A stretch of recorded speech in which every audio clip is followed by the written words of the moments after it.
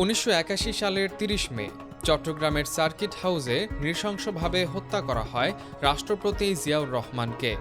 থানায় করা মামলার নথি অনুযায়ী হত্যাকাণ্ডের সময় প্রেসিডেন্টের কাছেই দাঁড়িয়েছিলেন মেজর মোজাফফর, যে ছিল মামলার ৬ নম্বর আসামি। পরিস্থিতি বেগতিক দেখে সামরিক আদালতে বিচার শুরুর আগেই তিনি পালিয়ে যান ভারতে। এরপর ২০০১ সালের ২৪ অক্টোবর সাক্ষ্য প্রমাণের অভাব দেখিয়ে চূড়ান্ত প্রতিবেদন দাখিল করে সিআইডি। এক প্রকার সমাপ্তি ঘটে বিচারের অধ্যায়ের। ৪৫ বছর ধরে ধোঁয়াশার বাইরে থাকা এই রহস্যের জট খুলে একেবারে অপ্রত্যাশিতভাবে।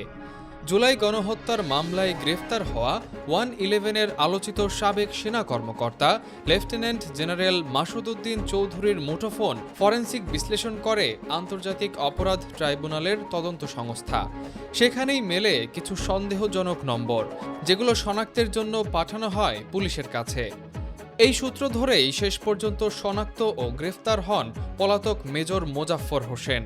আন্তর্জাতিক অপরাধ ট্রাইব্যুনালের প্রসিকিউটর তানভীর হাসান জোহার ভাষ্যমতে, মাসুদ উদ্দিনের সঙ্গে একাধিক নম্বর দিয়ে নিয়মিত যোগাযোগ রাখতেন একজন ব্যক্তি।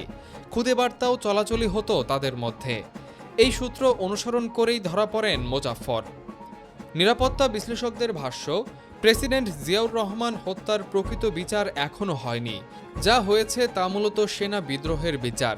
মামলার নথি নষ্ট হওয়া আর সাক্ষীদের মৃত্যুর কারণে ৪৫ বছর আগের এই হত্যার প্রকৃত বিচার কিভাবে এগোবে, সেই প্রশ্ন থেকেই যাচ্ছে বিশ্লেষকদের মনে।